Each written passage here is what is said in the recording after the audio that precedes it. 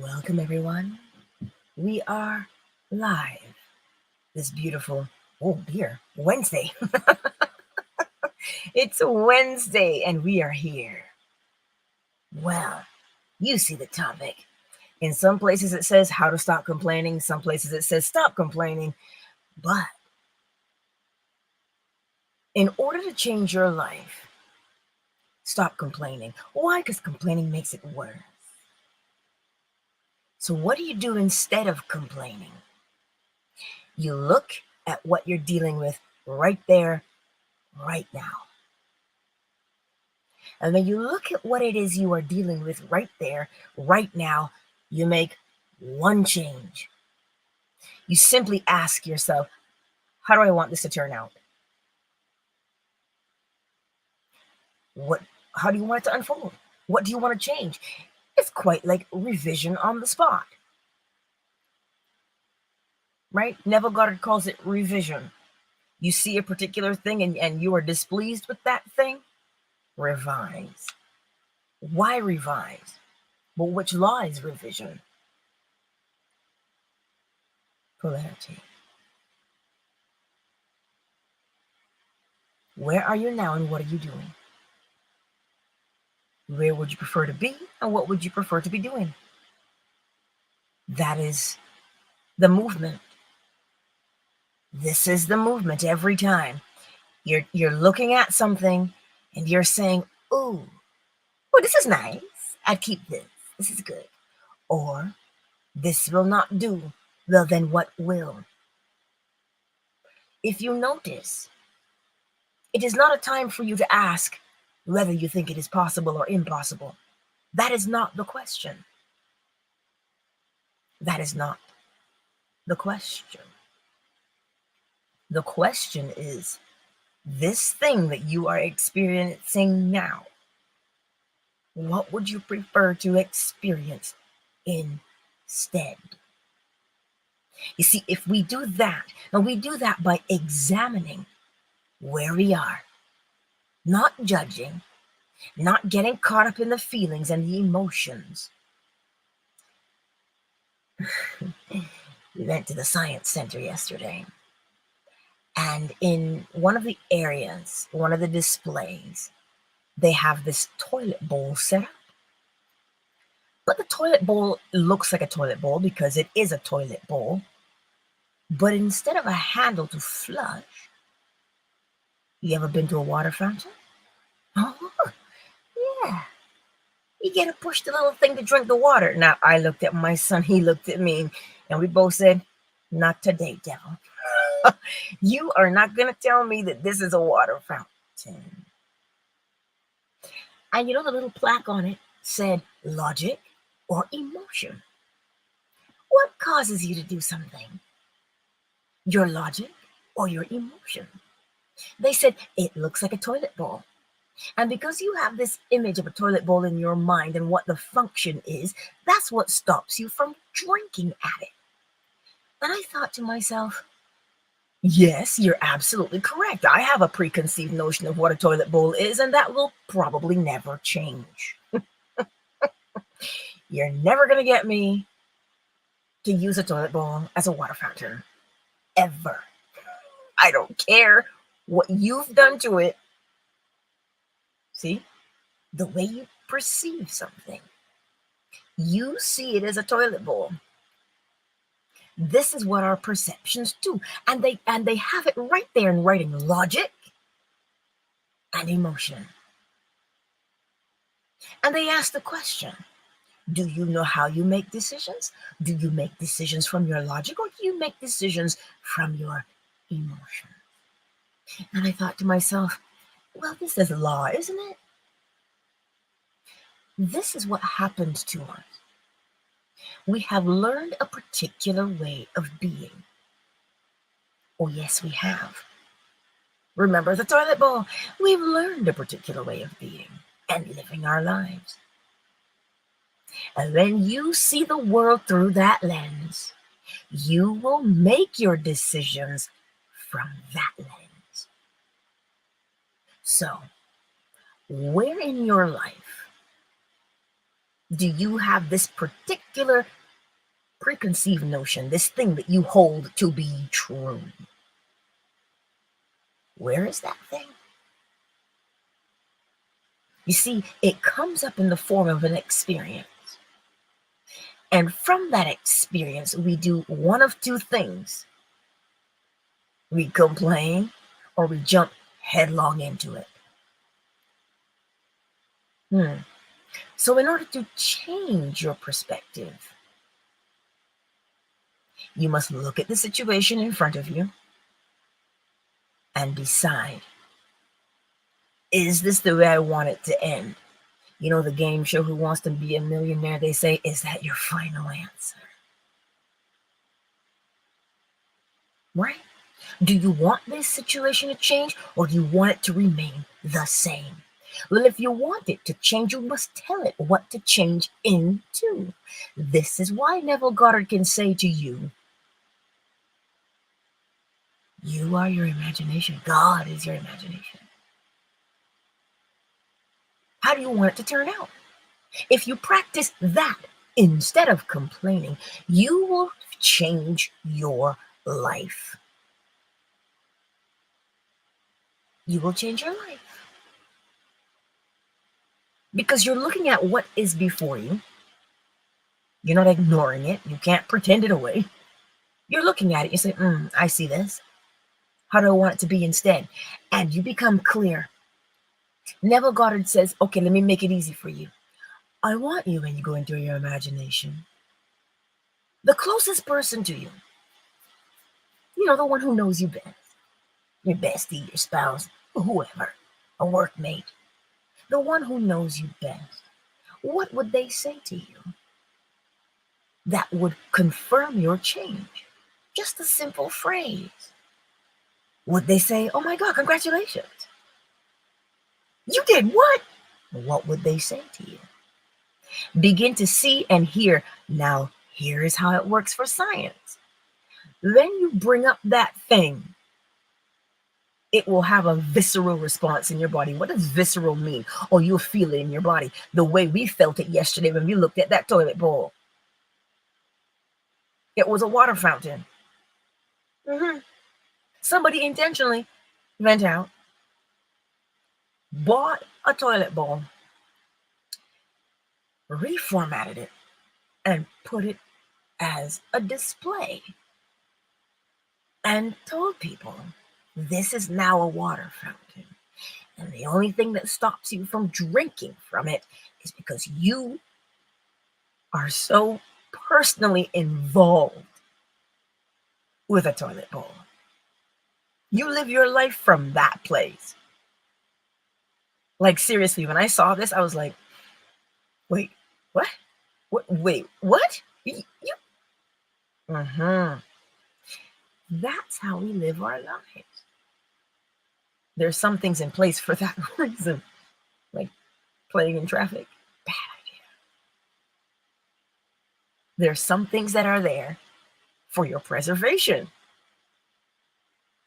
You don't want to change those things, but you have to be able to identify them. So you've got to know what you're looking at. So when you look at it, where are you judging it from? Where are you making your decisions from? Something you were taught. This is the most beautiful example of understanding how, when you recognize the way you were raised plays a key role in how you will interact with the world. So if you have learned to complain and find fault with everything and say, woe is me, then this is where you'll live your life from. So where's your toilet bowl today? Can you reconfigure it to be a water fountain instead? This is the thing. So assess where you are and what behavior you are doing.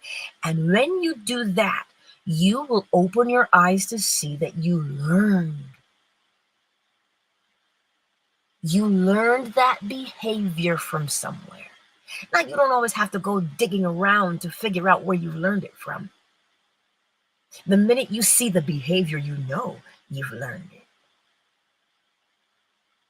So in order to stop complaining, because when you complain, then we complain, our attention is fully focused on the thing we are complaining about. And when your attention is riveted there, then that is more of the same that you will experience. Period. So to change it, how do you want that thing to turn out? You just look at it and determine, is this helpful or harmful? Which one is it? If it is helpful, if you deem it to be helpful, then carry on. If you deem it to be harmful because you say things like, why is this happening to me? Why do I keep doing this? Because you learned how to do it. So it is normal and natural for you to do it because you've learned how to do it. So if you no longer want to do that thing, what do you want to do instead? You must tell your body. And when you tell your body what you want it to do instead, it will respond with a sensation. It will respond with a feeling, the same way we responded yesterday with that toilet bowl. If you're just getting here, we went to the science center and we saw a toilet bowl. It's a display. It was no longer a toilet bowl. It was reconfigured to be a water fountain. And the sign above it said, because it was the human behavior section, and the sign above it said, logic or emotion? Which one do you use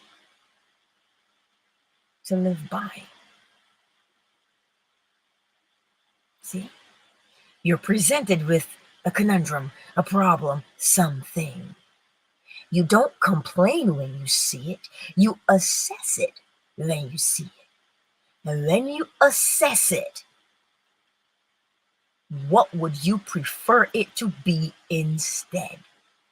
And when you decide what you want it to be instead, it will give you a sensation in your body that either confirms that you want it to be that way, or it will contradict it.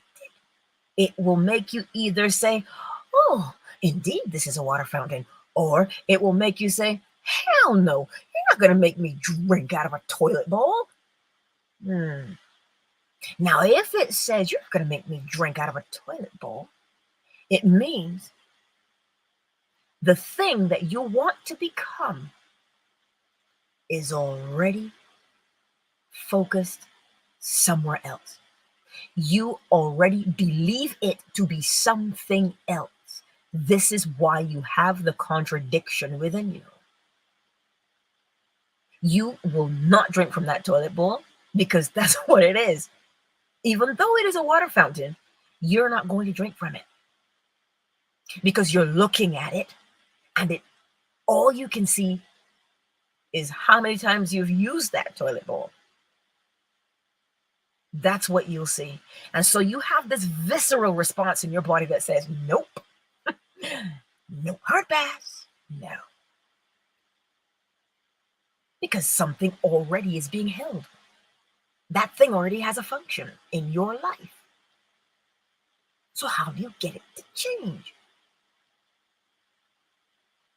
How do you get it to change? First, you don't force it, for one. You just look at it and say, look, I want to be this new person. I want to be this new person. You want to be the water fountain. It starts with pushing the little button. You have to reacquaint yourself with a new behavior. Start pushing the water fountain button. Just push it. There's no tank on the back. It's not in a room with a door. It's not private in a public setting. It's not private in a public setting. It's out into the open. And they're telling you, I know it looks like a toilet bowl. I know it does. But if you push this button, if you do this, you'll see the difference. You'll see it for yourself. So even though that new behavior seems foreign and far-fetched to you because you already believe something else, if you keep doing the new behavior every single time you are tempted to complain, because that's the natural thing you taught yourself to do. If, however, you practice assessing and deciding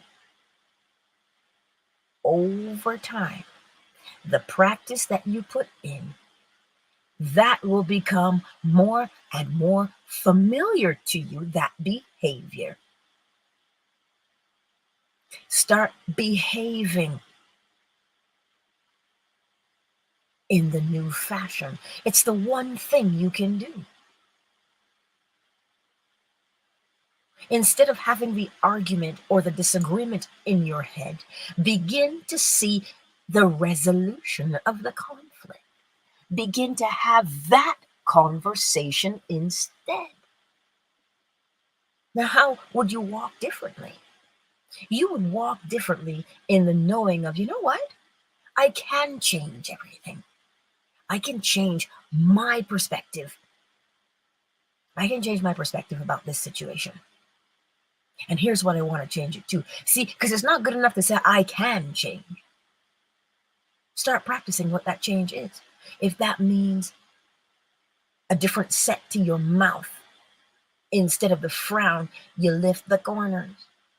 If that's what it means that you begin to do, to confirm, because what you're doing, you are putting a new image into your mind and into your body.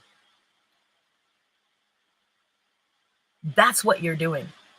You're putting a new image, the water fountain, instead of a toilet bowl. That's what you're doing. You see how challenging that part is right there? It's only challenging because it is like, how do I want to say it to you? It's challenging because we say it is. Well, you're never going to get me to believe that. You're never going to get me to change that. Because that's what we keep saying. We keep doing the same thing. And the reason I gave you that example is to show you how powerful what you have learned is. And this is why it is not how many times.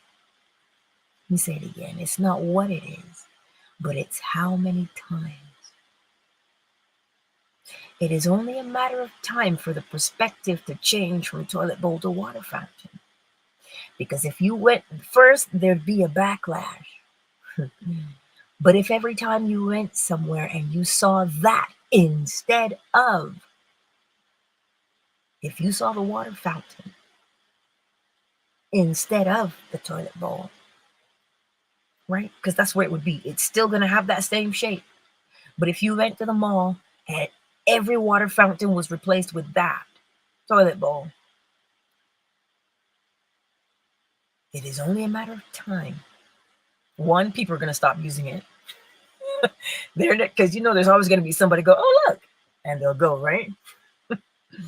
How do you get kids to stop going? But it is only a matter of time until we alter our behavior to match what that new thing is.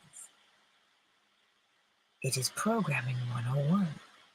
So if you want to stop complaining, you have to program yourself for resolution instead of complaining over and over and over and over over again. This is why that inner conversation is so critical. That inner conversation that you have has an outer physiological response, which means every time you see that toilet bowl, you go, huh? I'm not drinking from that. Your body is telling you, you don't believe that? That's a potty. You can't pay me enough. They don't have to pay you. They just have to keep telling you what it now has become. And then you, over time, you will conform to the new way. This is how you go from complaining to resolution. You look at your problem and you say, how do I want this to go? And you start behaving every time that thing comes up. Start behaving the way you want to behave instead. And over time, your mental conversations will change about it. Oh, sure, that may seem extreme to replace the toilet bowl with the water fountain. Yes, it is extreme.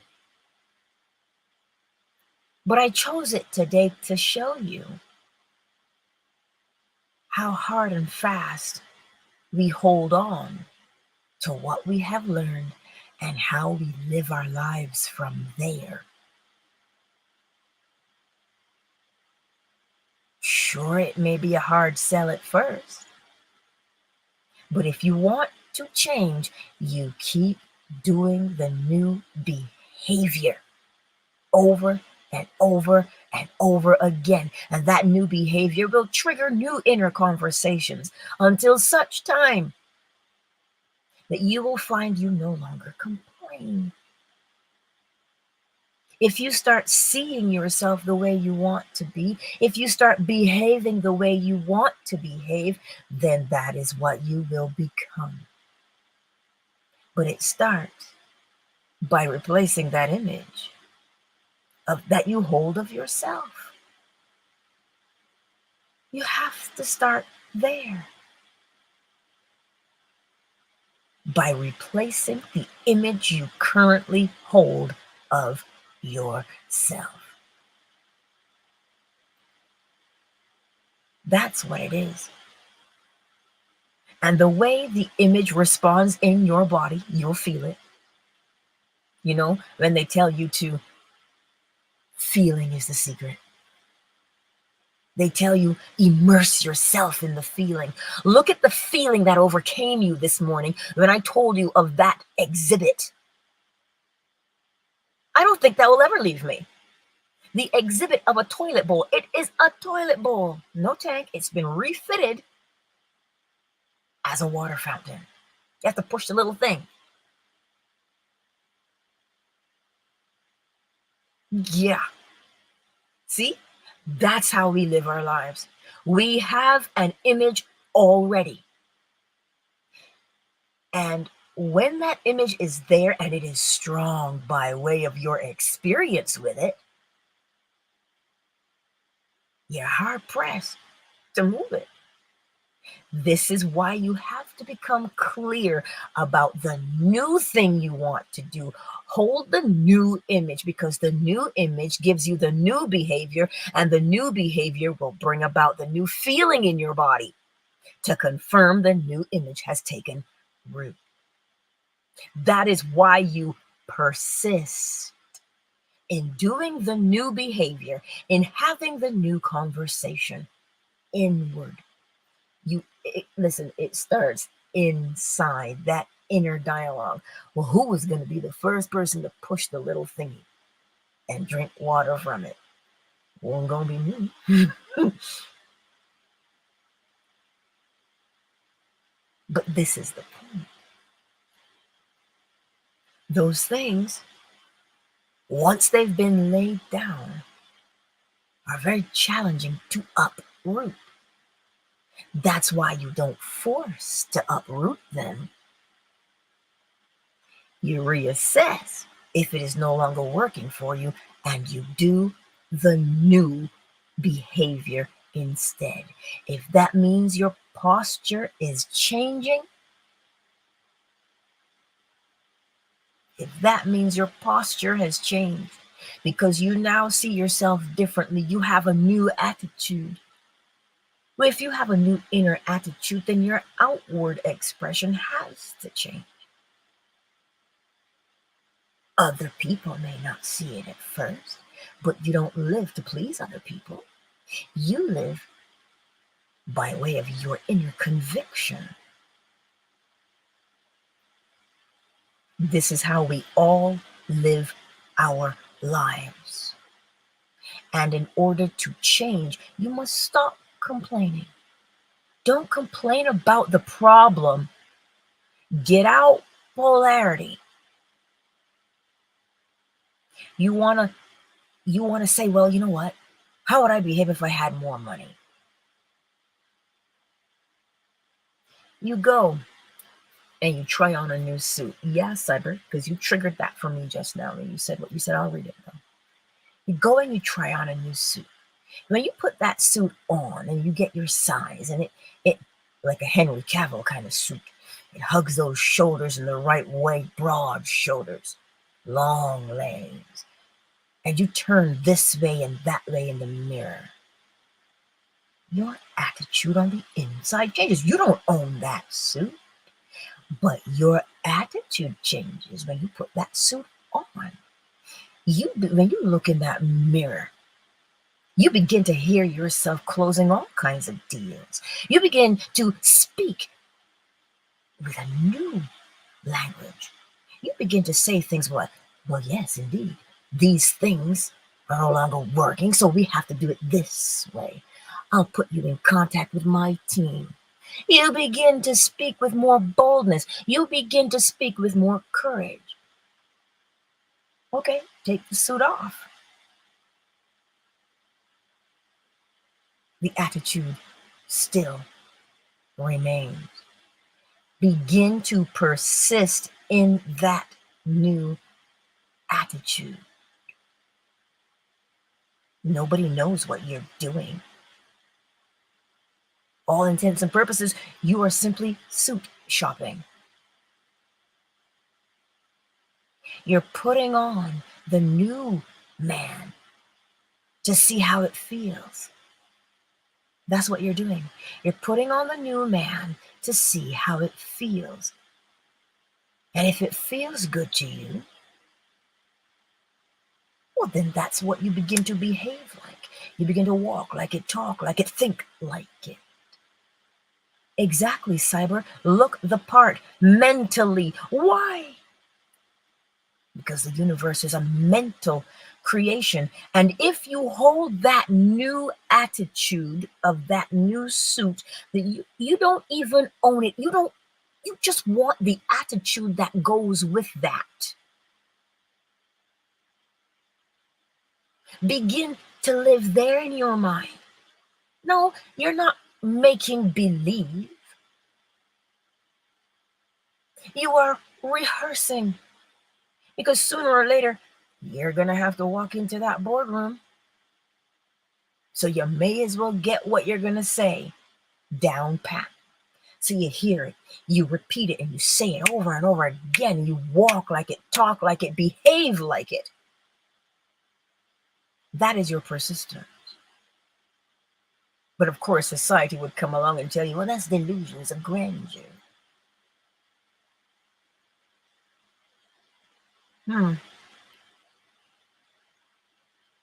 Let us take a moment, shall we, to welcome everyone into the space this morning.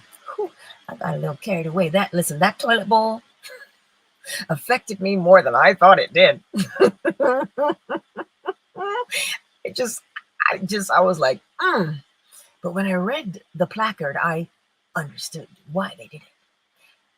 Hello, Meep. Hey, Jan. Oh, like Jimmy. Hey, I see you. Oh, you're 2190. I see you. Thank you for being here on Twitter this lovely morning. Thank you. It's good to see you all. Fan base, who's here? Well, hello, Dawn. Coach, I totally missed your DM yesterday.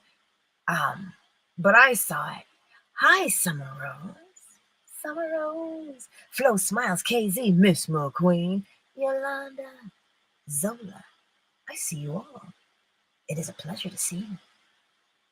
Facebook, we got Indy. Who's here in the chat this morning for YouTube? Good morning, Sonia. Hello, Iapo, Cyber, Queen, Red Pill, Renee. You know, it's actually Iapo. Sugar Visions. Goddess Pure Diamond. LC. Marjorie. MCMM, I see you. David. Anot. I see you all. And for the ones who've not made themselves known, I see you. Yes, listen, whenever I say I have a new attitude, that's what I hear in my head. You guessed it. I got a new attitude. It's a new attitude.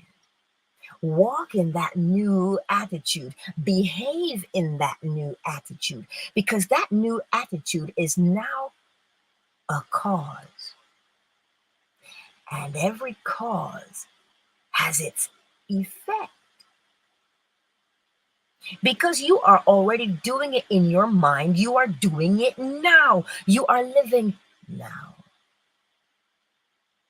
You're living now. Dr. Joe Dispenza says it all the time. He goes, if you can just convince your body that you are wealthy now, then the wealth has to materialize. Well, it is law. It is the law of correspondence. The thing that you think about will have a visceral response in your body. And I use visceral because that's how potent and strong it is, the reaction in your body. Just like when I say, your toilet bowl is now a water fountain. That will have a response in your body physically. Putting on the suit and admiring yourself in the mirror. That was the reaction my son had the other day when he went to go get his picture taken for his new ID card because he's that age now, right? He looked at the picture and he goes, Mom, that is not me. He says, Mom, I look grown up. I look like a man. I was like, what did you want to look like? I said, what did you want to look like? What did you think you were going to look like? He goes, but I didn't expect me to look like that. And the young lady who took the picture says, well, it's a very good picture. You're handsome. And he looked at me and he says, thank you. And he walks with straighter shoulders now. Oh, indeed. Because when he said he looks older, she says, well, everybody thinks that. How old do you think I am? And he boldly said, 27. And she said, well, I'm 33. And I was like, she looked at me, I looked at her, and I was like, us ladies, we understood. Right? Well, you look younger. Yay. That's what every lady wants to hear. But seeing that image in your mind's eye does something to your body. It makes it feel a particular way. That feeling is either confirming or contradicting what you hold to be true about yourself. So when you get the feeling in your body based upon the image you have it, the feeling in your body cannot happen unless you've thought something. Every cause has its effect. You're not going to feel that way just out of the blue. Nah, something was, our favorite word, triggered. An image was triggered. Think about it. You got bullied in school because you were a little plump, right? Walk down the street and see anybody plump. You'll have a response. Oh, yes, indeed you will. Oh, indeed you will. You think Henry Cavill's in the gym working out for whatever movie role? You know what flips through his mind? Fat Cavill. How do you know that flips through his mind? Because it's part of a conversation when you talk to him, when people interview him. And they say, well, what was your childhood like? And he will vividly recall being called fat cattle. Things leave an impression on us.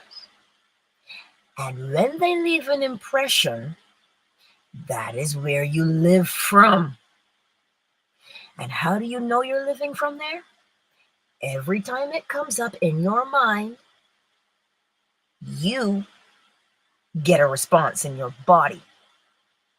Those two things have to correspond. And so heart-brain coherence, fancy talk, courtesy of Dr. Joe Dispenza, your brain and the image it holds matches the one in your body. So when those two things match, then the behavior that you do will also match. This is why you cannot fake your way through anything. You have to change the response in your body. So if you look at the situation and understand why you complain about it, because that's what you learned how to do. Begin to do a new behavior because you want your body to comply with the new thing you're showing it to become. So this is why persistence is important. You do not complain and say, it's not changing.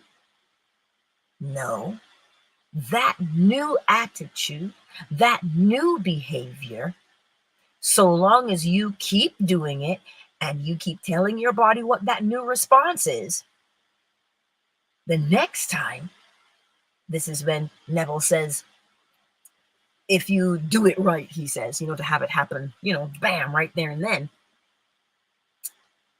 you have to burst with that thought and feeling. And the feeling is what impresses the image on the subconscious mind. The feeling, because that's what you always say, is it not? Oh, well, that left an impression. Of course it did. It sizzled its way onto your brain instantly. That's why emotions are used. So if you get in your feelings about something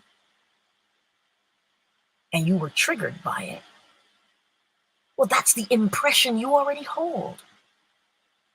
So that's why if you're going to do a new behavior, the emotion is important, because you want to show your body, here's the new thing we're doing, and here's the feeling that goes along with that.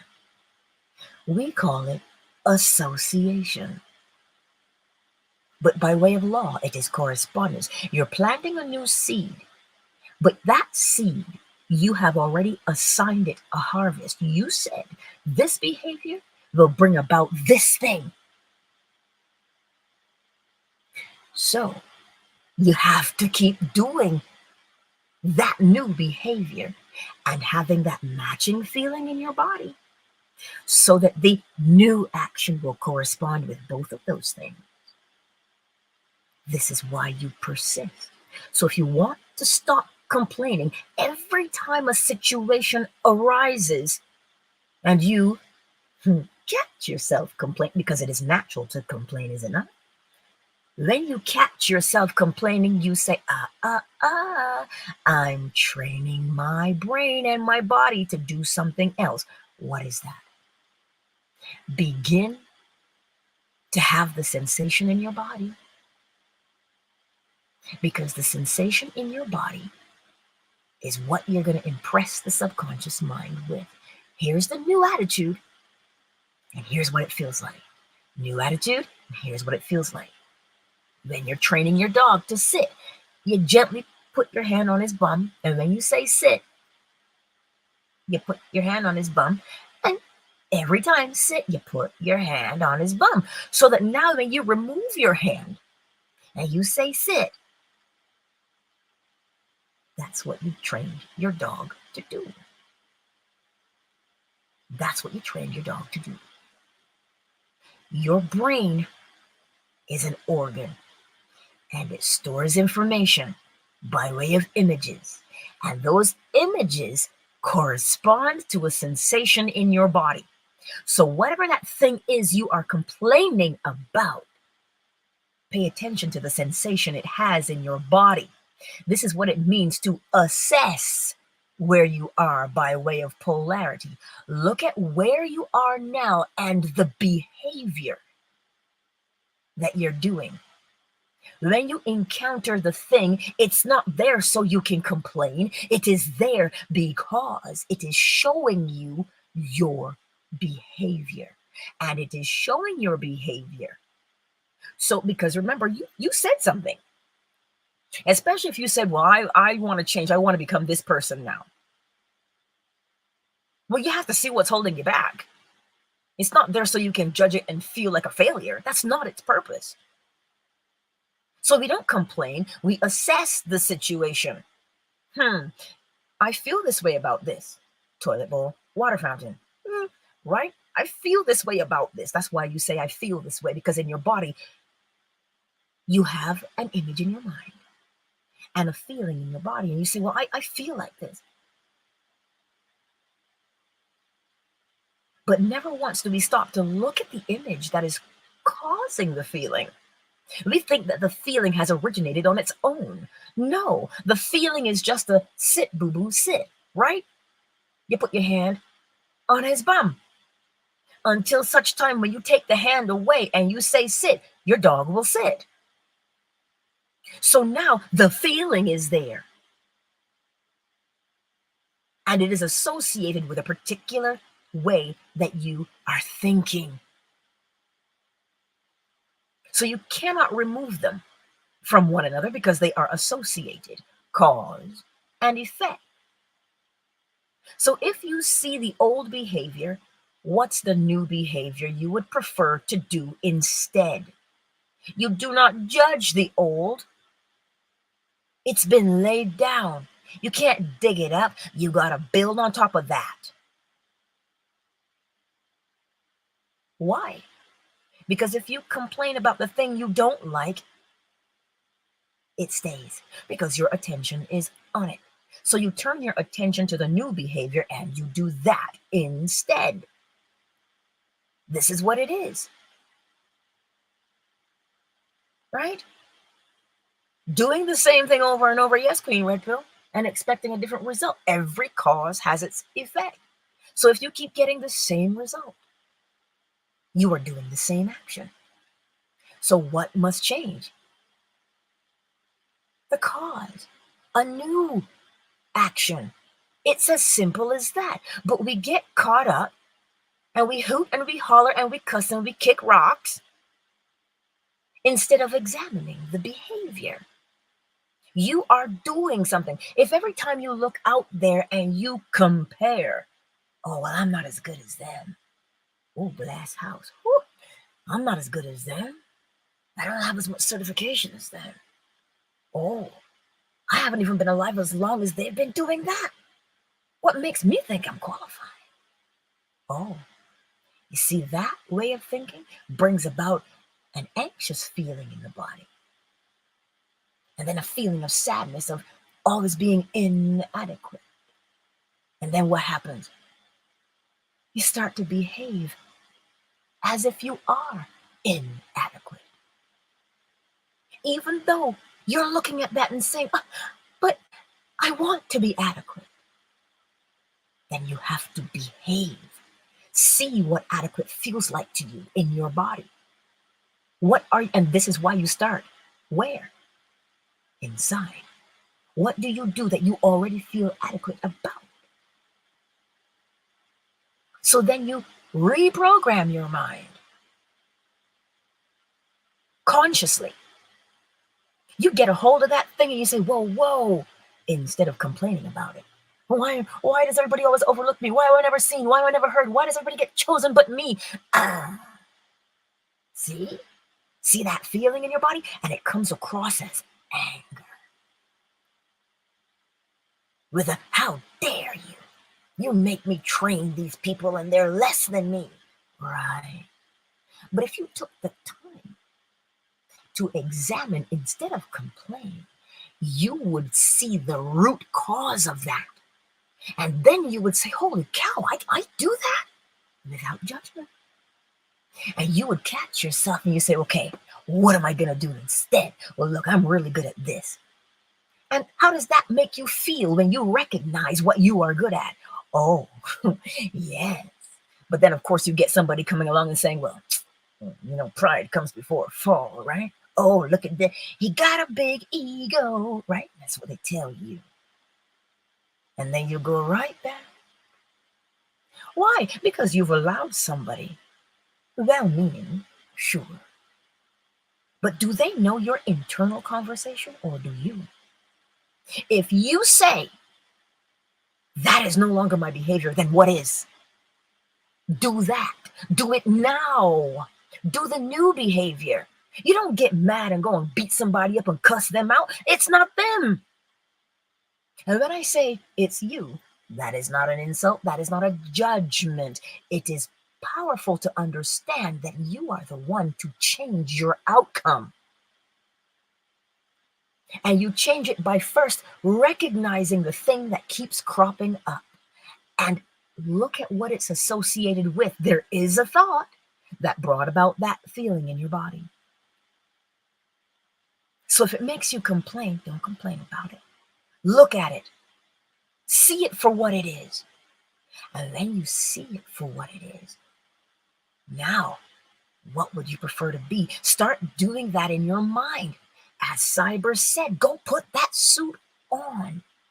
Begin to have this, like Neville did when he was coming up.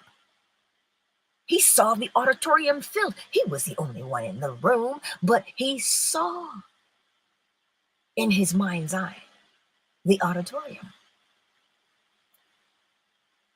Well, I started out with one person in a room, just one. And sometimes that one was me. But do you give up? Or do you know what it is that you know and you continue doing it? Because remember, they say to you, well, how do you know you have it? How do you know you have it? The minute that new image crops up in your mind because you put it there, because you decided who you want to be, the minute that comes up, you got it. The minute it comes up and it's in your mind, you have it. Now, how are you going to behave? That's why it's always going to be the mentality of the person. It doesn't matter what you give them. Whatever you give them will always exacerbate who they say they are. It will magnify who they say they are. It doesn't matter what it is you give them. They'll act according to who they say they are. I am. So if you feel inadequate because you believe yourself to be inadequate, well, that's how you're going to behave. Day in and day out. So that's why you don't complain about feeling inadequate. Acknowledge that that's what you feel like and then decide. Because it was only a rumor that you listened to. But here's the thing. It is only your experience with the toilet bowl that prohibits you or prevents you from using the toilet bowl as a water fountain. It is your experience with a toilet bowl that stops you from using that toilet bowl as a water fountain. So it is your experience with whatever you have lived that causes you the resistance to say, I can't. When in actuality, it is just learned behavior. There's no shame in your learned behavior. We all learned. So that's why you are charged with be a doer of the word, not simply a hearer. You can hear it all you want, but it makes the difference when you do. What are you doing? You're getting your mind right. You're looking at your problem, not seeing the problem, but recognizing the solution that is in it.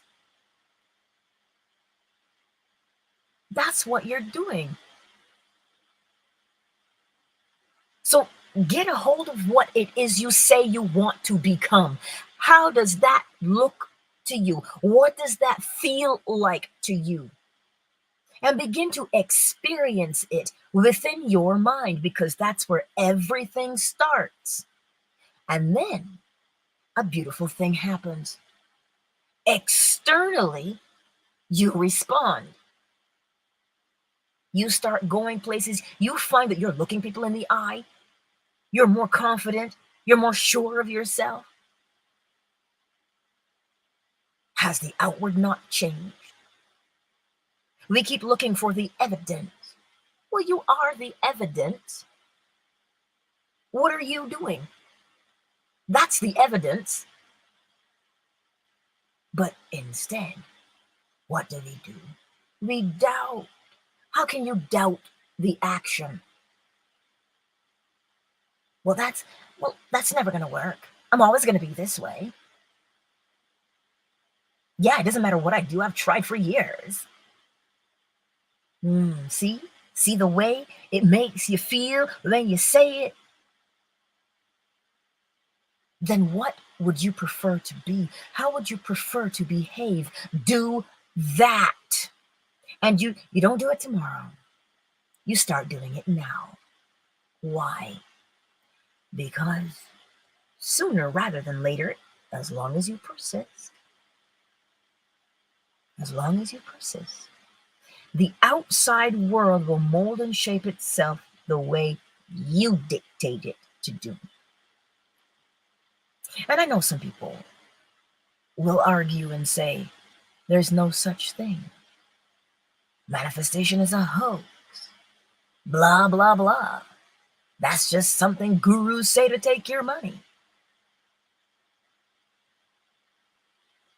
You've got to understand something. If you see yourself as a victim, you'll always be victimized. Well, you can't have a cause without an effect. So if you are creating the desired effect by saying, this always happens to me, what do you think will happen? Something will come along to reinforce what you say that you are. So begin to see what you are now, and then decide if that is acceptable. If it's in your business, what do you want people to be saying about your business? What do you want people to be saying about your business? Begin to hear that.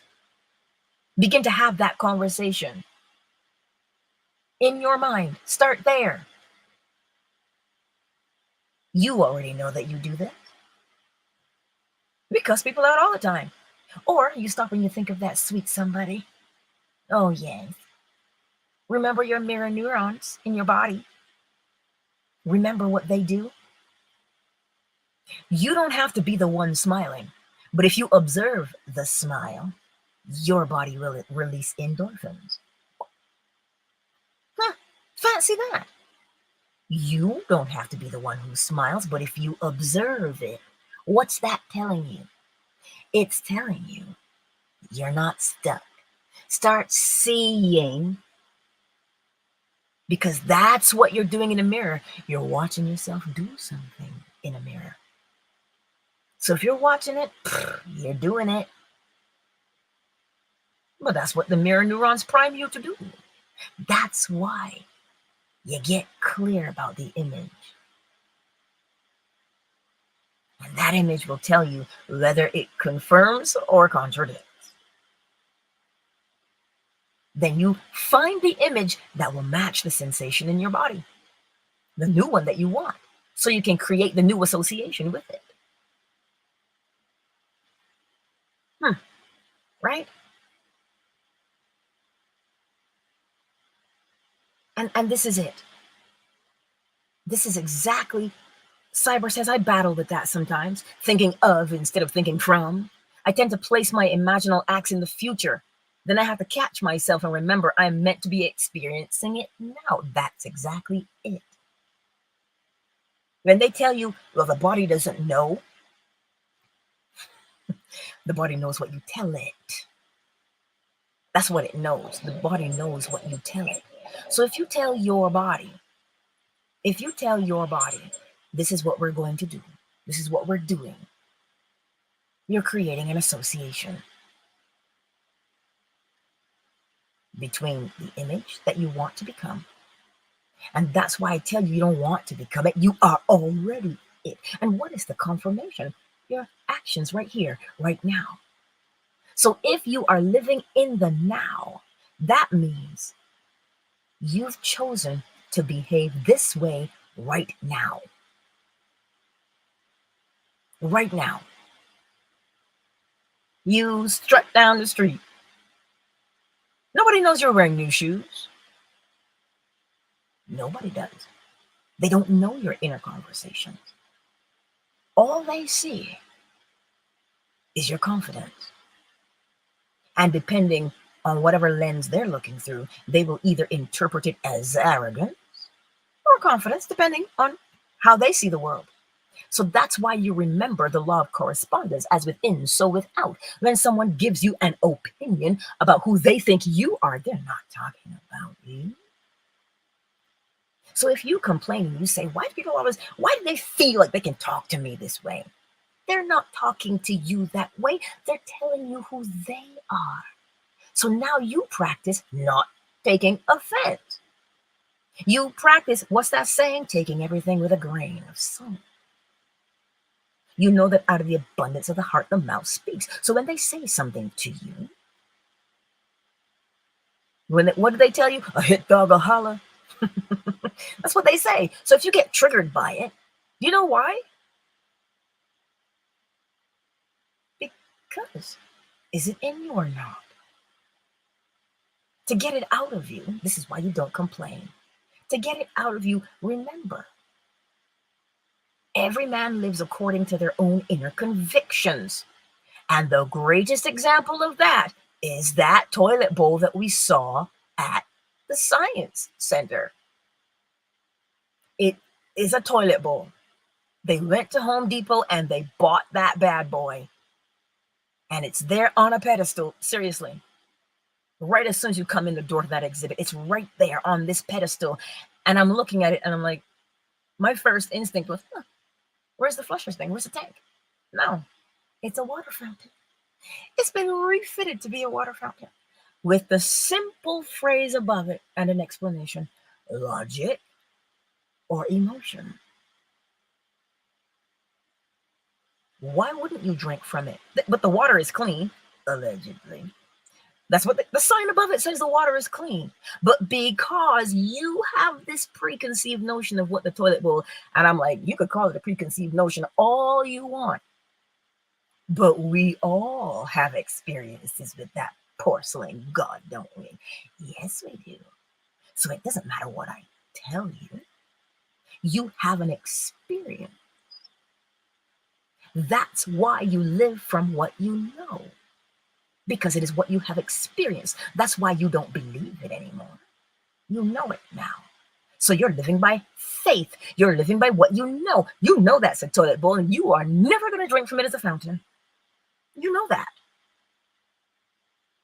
Now, where else in your life do you do the same thing?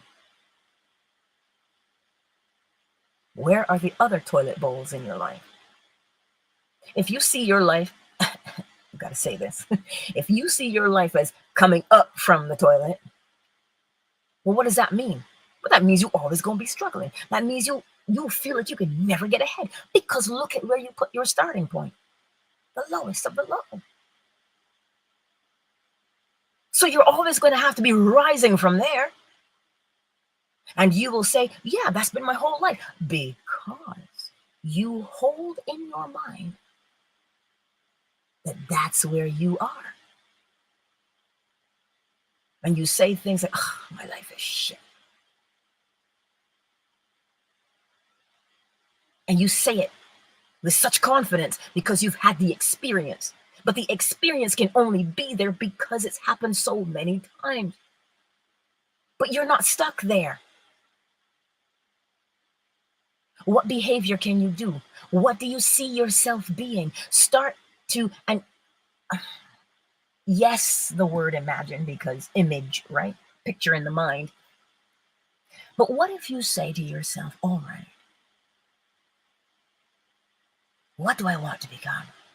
Neville Goddard did it really well, and he said, what would it be like if?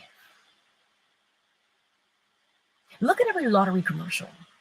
What do they tell you? Imagine. Right? They want you to just a daydream. But you're not daydreaming. Not if you have an image in your mind and that sensation in your body. You are not daydreaming at all. You know how you know you're not daydreaming? I just told you the toilet bowl has been refitted to be a water fountain. Look at how your body felt when I said that to you. You were repulsed. Or curious, depending on which way the cookie crumbles, right? See? You can do that through every area of your life. What is it that you want to become? Now start to behave like it. Begin to get the attitude of it. That's where you begin. We begin by making a decision. Instead of complaining with where you are, don't complain, oh, woe is me. You already know you're in a sticky situation. So look at that sticky situation. Which would you prefer to be in? Sticky or not sticky? So how does not sticky behave? If you don't know how not sticky behaves, for instance, you want health in your life? What images denote health? Because remember, you're mirror neurons. You don't have to be the one who smiles. You just have to observe the smile and you get the benefits of the endorphins being released in your body. What does that tell you? It tells you that even if you just look at the thing you want to become, look at the thing you want to become, and your body starts to release its own chemicals to match what you are looking at. This is why if you look at arguments all the time, you're always ready for a fight. This is law. It is law. Mentalism, the all is mind. The universe is a mental creation. Correspondence, as within, so without. As above, so below. Vibration. Everything vibrates. Nothing stands still. And it moves between two poles, a left and a right. These things, the thing on the left and the thing on the right, are exactly the same. The only thing different about them is the rate at which they're moving. But they are the same. Love and hate are the same. They're not different. You've seen the movie A Thin Line Between Love and Hate. You move yourself from strong dislike to dislike. Kind of like you. I strongly like you. Oh, I love you. You work yourself from there by way of what? Movement. Love and hate are the same. Hot and cold are the same. And the way a thing moves will create a rhythm. Rhythm. A rhythm. The ebb and the flow. You know what rhythm is. Sleep cycle is a rhythm. Lunar cycle is a rhythm. Counting cards in Vegas is a rhythm. Yes, don't do it, but I'm just bringing it to your attention. If you can count, that's what rhythm is. Rhythm shows you when something ends and when it begins again. Ebb and flow. Why? Because every cause has its effect and every effect its cause. Finally, gender. Not to be confused with man, woman, boy, girl. Gender. When you are clear about the image you want, you project it outward. You plant the seed, then you project it. That is masculine. That activity to project the image from your conscious mind into your subconscious mind. Your subconscious mind is feminine because it receives, and then it gives you back the experience. For instance, if you're an architect, you're sitting there at lunch and you have an image in your mind. Nobody knows you have an image in your mind until you do what? Project it from your mind onto the napkin. You sketched it out. That's the law of gender. A suggestion is also the law of gender. I am putting something out there, and you will either accept it or refuse it. But to receive it is feminine. It is the energy of a thing, because we create in two forms. We create mentally, but if you use the law of correspondence, then you will understand procreation as above, so below. You use your mind to create, you use your body to procreate. See? It's like you have the capacity to change. Think of it, because I like Apple. I like Apple, what you just said there. Actors say all day long that when they, for instance, put on the Batman suit, as soon as they put it on, they become Batman. Well, didn't Heath Ledger say that with the Joker? But I digress. So if you want to change, let's make it a little bit easier for you. What is the new script that you want to act out? Any actor worth his salt. You ever been to a movie and you said, well, I wasn't convinced at all. That was the worst thing ever. Why? Because they didn't make you believe it.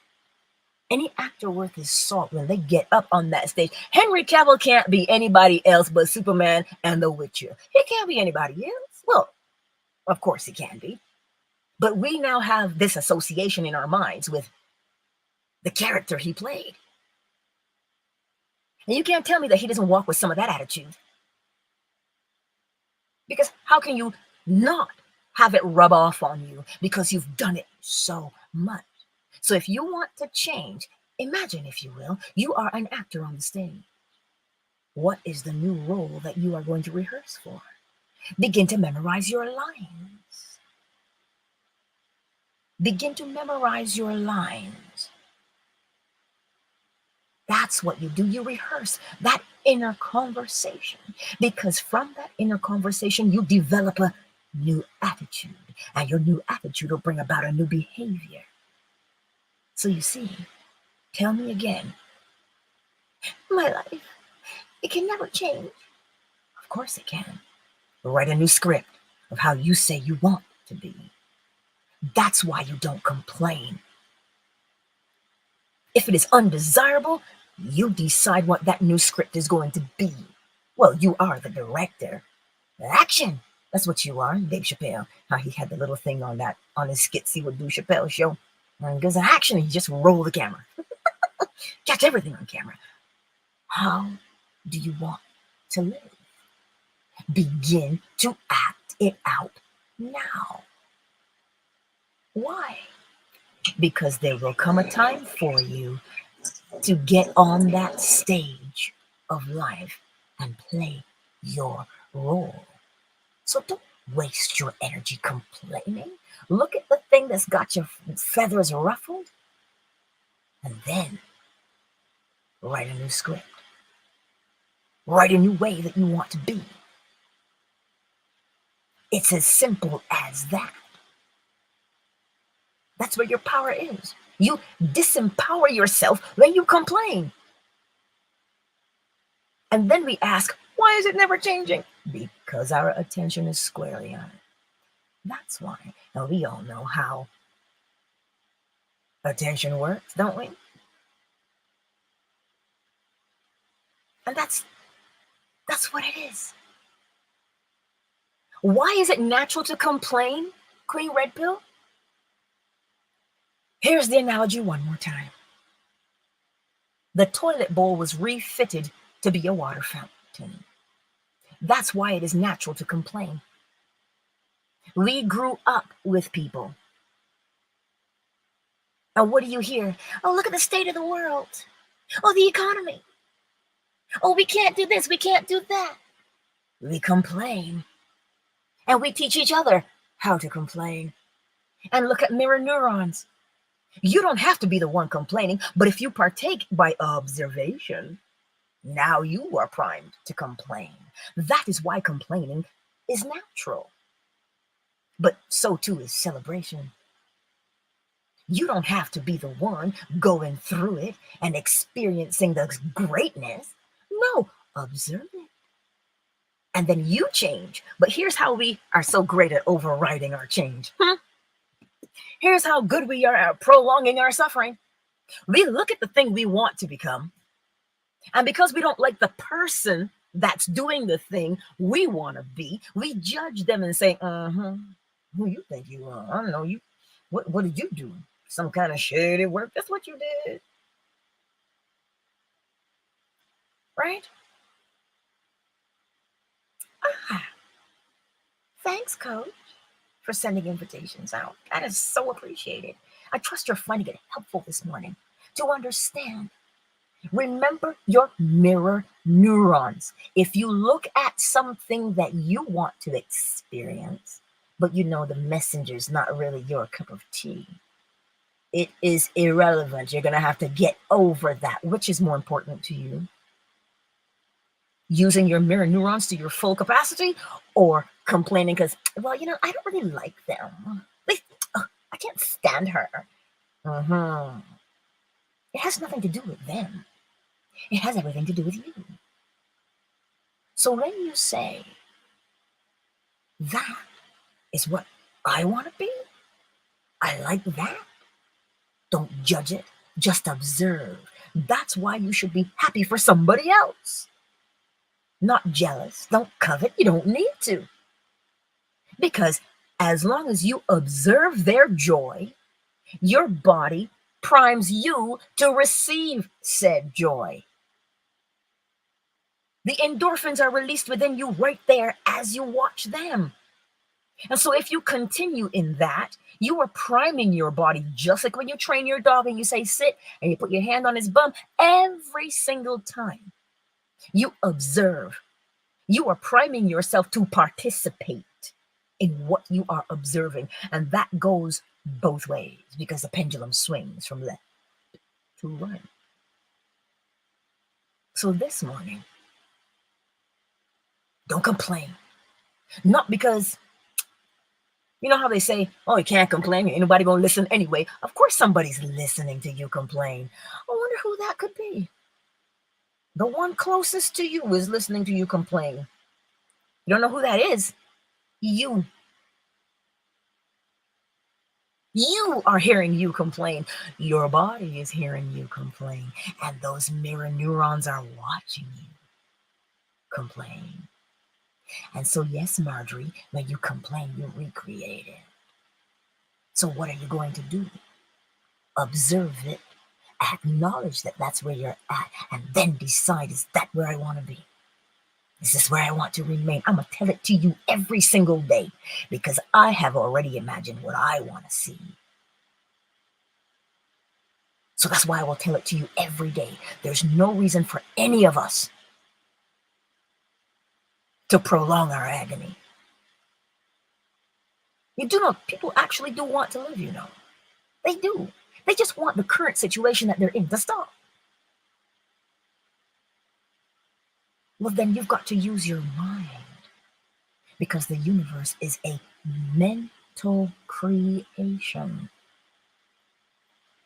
It is a mental creation. Do affirmations help with changing your mindset? If you are consciously doing affirmations, yes, which means if this thing comes up and you say, no, this is how I want to be, you are affirming the new behavior. That's what you're doing consciously, doing it by awareness. Mind you, according to Dr. Bruce Lipton, if you play these affirmations as you're falling asleep, that has the same effect because when you're falling asleep, you are right there. There's no judgment when you're falling asleep. So you don't reject what it is that you hear. But if you understand that you're always in a trance state, you'll be more cognizant of what you allow yourself to partake in. So yes, Denise, affirmations do work because what you're doing, you look at the old behavior and you decide upon the new instead of complaining. And that, what are you doing there? You are affirming the new way you want to be. That's what you're doing. But do it consciously because we already live from autopilot. And sometimes it's a good thing to live from autopilot. Like, you'll never drink from a toilet bowl as a water fountain. No, I don't care what they do with it. It is always going to be a toilet bowl. Shits and giggles, right? It'll always be a toilet bowl. Right? Oh, it's been affirmed. Day in and day out, we affirm it, don't we? So, we are always affirming. You see, Ayapo? Let me read what Ayapo said here. The difference between a toilet bowl and a water fountain can boil down to the difference between living and dying of thirst. In which case, that toilet bowl becomes a beautiful salvation of water. Let me read it one more time for you. The difference between a toilet bowl and a water fountain can boil down to the difference between living and dying of thirst, in which case that toilet bowl becomes a beautiful salvation of water. Let's break it down a little bit further. The thing that we have done our whole lives, that we've learned to do, if you do not do them with full consciousness, meaning you are very aware of what you're doing, or you're living on autopilot, that thing can either be your savior or your demise. That behavior. But you won't know unless you become aware of your actions. That's why Queen Red Pill said, you keep doing the same thing over and over and expecting a different result. Every cause has its effect. If you're getting the same effect, then you are doing the same cause. And now, instead of being your savior, it begins to slowly suck the life out of you. That's why there are certain areas of your life where you must break free from living on autopilot or deliberately set the autopilot. Because to deliberately do it, it means you have assessed the situation and decided this will not do, and then you change it to what will do. That is deliberate, willful, and deliberate. That's why, Denise, when you do affirmations, they must be deliberate. Hey, Lilith. I just looked at my phone. She's here on Twitter today. So I trust these things make sense for you. You know how to find me. You know where to find me online. Let me stress that. You know where to find me online. That's where I invite you to find me online. Online. Right? The link tree has all the contact information for me. My email, social media, so you can DM me if you've got a question. Let me know. Right? If you are so inclined and you like what we do here, you can become a member. You can join my YouTube membership. They start at 99 cents a month. Oh, wow, you can't beat that with a bat. There's also coaching available. If you think you need extra help, after today, if you apply, then you will find that you might not need that extra help. You got to trust. And when you practice, you become better at what you practice. Angela, aren't you talking yourself out of business? This is not a business for me. Do you know how many people in the world are looking for a simple solution to change their lives? Well, I'm sure I could roll in it if I want to. But there's certain things I prefer to roll in. Sunshine is one of those. But yes, we do live in the world of Caesar. That's why 99 cents a month is easy. Right? So, now that you know where to find me, you can always. Oh, and for those of you who missed last night, what did we do last night? We hit the bowl, the crystal bowl last night. Oh, yes, indeed. Every Tuesday, 7:45 Mountain Standard Time or 9:45 p.m. Eastern Standard Time, where we hit the bowl. That is the law of vibration. The vibration of the bowl affects you, just like listening to your favorite song affects you. Vibration is important. Yeah? So, I never just log off, chatty Cathy. So after I close Twitter and Fanbase, I'm always on YouTube. So if you want to catch the last remnants of gravy from the bowl, you're more than welcome to join us over there also. So let me holler at you. Lilith and Jeff, thank you for staying here until the very end. Lord knows your girl is chatty. I trust it was beneficial to you here for Twitter. And you know I love you. And I look forward to always seeing and hearing from you. I love you, Twitter. Twitter is closed.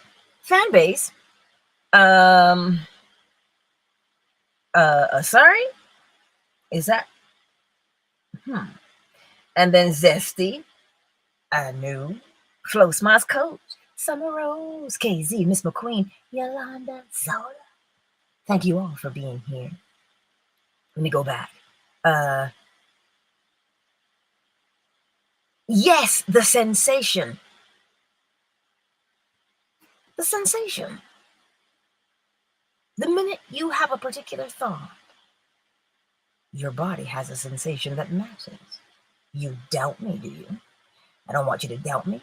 Here's the evidence. Think of the person you love to be around the most. Oh, yes. What does that feel like? Now think of the person you like to be around the least. What's that feel like? Oh, you know exactly what it feels like. And so every time you think of them, your body responds the same. And every time you have that thought and that corresponding sensation in your body, then you must act according to them. So are you acting on autopilot? You're just living from your memory. Oh, this person, I just love them so much. And you think of them, and then they call you or they text you. And you see them and you go, I've been thinking of you all day. That's what you say. But then, what if it's that person you just can't quite stand? The heifer. Next thing you know, they're calling you too. Or you see them somewhere or somebody just like them. See? The thought and the sensation in your body that match will cause you to behave in a particular way. But if the thought is contrary, then the sensation in your body is the thing that will cause you to act. It's as simple as that. Anyway, Fanbase, thank you all for being here. Hey, Victoria. Thank you all for being here and spending time with me this morning. I do appreciate it. And Coach, again, thank you for inviting your friend. It is appreciated. And I trust that it was helpful. Yes? It really was. Aw, thanks, Coach. You already know. I just like to listen, man. Instead of going and coming in your room to talk, I love to listen to your voice and hear everything you say because you come with that fire, and I love it. So keep up the positivity. I love it. Oh, thank you, Coach. That is appreciated. It truly is. May I just say I totally agree. I haven't been in many of your spaces, but gratefully I have come into a few, and every time I feel filled up with something new that was needed. So thank you so much for investing your time and sharing you and your enlightenment with us and pouring some of you into us, because it definitely has filled me up each time. You are very, very appreciated. Oh, thank you, Victoria. Thank you.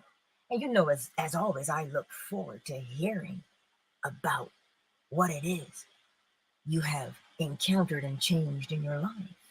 That is always the best part. Hello, Amina. Amina just popped in. I'm like, we popping out, Amina. But it's all good. So again, you know where to find me. Queen Red Pill says that sound bath was the very best. Oh, I know, that crystal bowl.